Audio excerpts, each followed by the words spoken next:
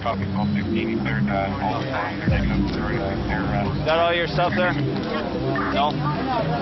That's yours? Okay. Can you clean it up, please? What is all this stuff?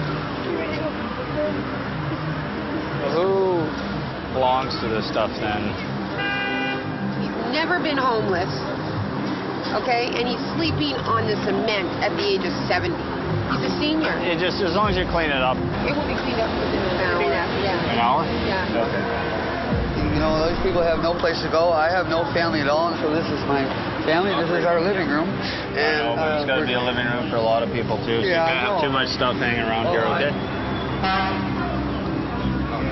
It's just a little bit out of control right now.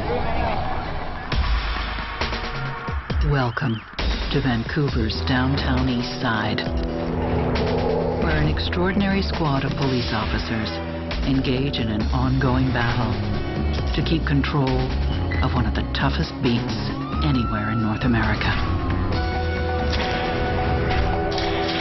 Police, we're coming in!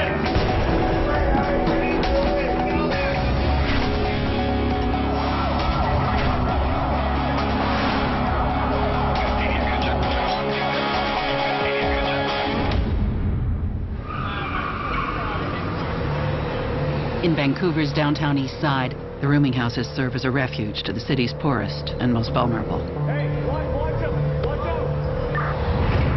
But these same hotels that shelter the needy are also the headquarters and hiding places for many of the neighborhood's drug dealers and users. Is this your room? Come on out. Well done. You got any weapons on you there, Kelly? All right. Come on. Put that pipe down. Stand to the back beside that lady there. Sergeant Mark Steinkamp, who leads the Beat Enforcement Team Squad 3, wants to clean up the most dangerous of these establishments, where drug dealing has become rampant and the tenants are terrorized. We've had instances on more than one occasion where the person will be beaten and intimidated to allow the drug dealer to take over their room. They will be literally kicked out on the street while their rooms are being used for selling drugs. BET. Tonight, Sergeant Steinkamp receives a tip about an illegal drug operation. Yeah. Thanks. He decides to move in. We know what we have to do.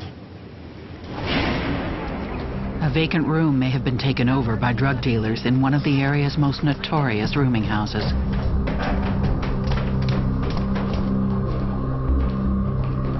The room is officially unoccupied, and the building management has given the police permission to breach it.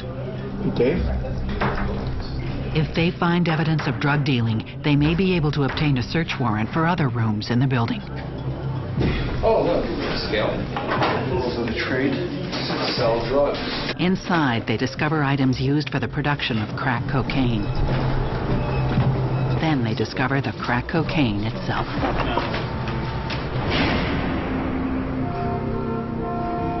Only the best. At BET headquarters, Constable Sean Shipper catalogs the seized evidence. While I was in the room, I happened to locate this sitting in the microwave. It's cocaine, and once it's cooked, it equals about 28 grams of crack cocaine. It was in the process of being prepared. And we're looking at probably well into the thousands of dollars. Obviously drug money.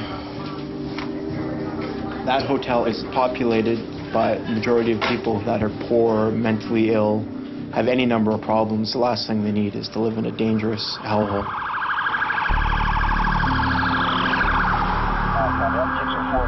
In the Downtown Eastside, the streets can be just as dangerous as the rooming houses. What you need to do is you need to go home. So where is home? Where are you living? Hey, you're going to get taken advantage of down here, okay? Weak and often alone, the elderly are easy targets of assault and robbery. How old are you? 66. 66? Okay. You get beat up a little while ago? Yeah. Yeah? Well, I'm going to have an ambulance come by and check you, okay? Because I'm not comfortable leaving you on your own here right now. Yeah. Acting Staff Sergeant Toby Hinton, a 20-year veteran of the Beat Enforcement Team, is acutely aware of the growing epidemic of crime against the neighborhood seniors. He calls a meeting with fellow BET officers to try and find a new strategy to keep the elderly population safe. Here's there's a huge problem there of older people being victimized as they're walking to and fro in their neighborhood. And Christiane has been looking at an area where it seems to be a real problem. Toby wants to run a decoy operation using an elderly officer. Inspector Mackay agrees. I would like to do a decoy and grab these guys, boy. There's going to be somebody playing with a bit of money, walking down the street, going to that's all it is. Yeah, the money's showing, right? And you'll nail it. I mean, they're vultures, right? Hey, I could pretend to be an old guy. Hell, it's not that much of a stretch. Well, what I have to do is quote an out by management and build the sea. With undercover operations being dangerous and complex, department approval is far from automatic.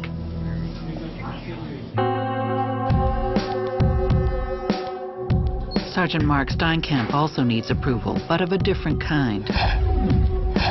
After reviewing the seized evidence from the rooming house, he's hoping a judge will grant him a search warrant for several other rooms in the building. He assigns Constables Christy Fisher and Tara Monroe to write up the paperwork. We've gathered all this information to obtain a search warrant for certain rooms. There's production in there, there's distribution, they're holding drugs, stashing drugs, copious amounts of cash. Sergeant Steinkamp looks over the application for the warrant. It must be perfect. Make sure that you know the legal name.